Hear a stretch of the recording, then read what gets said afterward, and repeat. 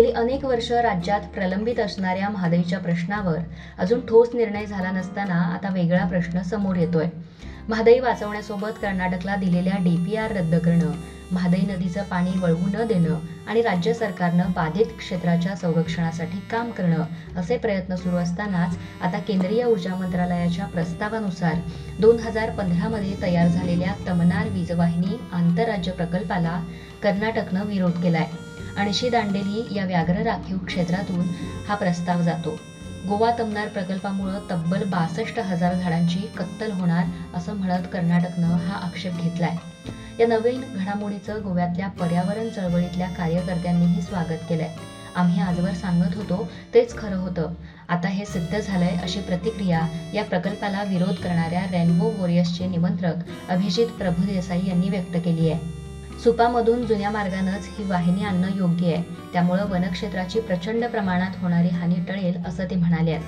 13 April रोजी झालेल्या केंद्रीय उच्चाधिकार समितीच्या बैठकीत कर्नाटकनं जो आक्षेप घेतला होता त्याची दखल घेत राज्यातल्या वन्यजीव आणि पर्यावरणाचे महत्त्व लक्षात घेऊन कर्नाटकनं यासंबंधी योग्य तो निर्णय घ्यावा अशी शिफारस केली होती. या प्रकल्पासंदर्भात पर्यावरणाचा विचार करून कर्नाटकनं योग्य तो निर्णय घ्यावा अशी शिफारस केंद्रीय उच्चाधिकार समितीनं केल्यानं हा प्रकल्प आता बारगळण्याची शक्यता आहे.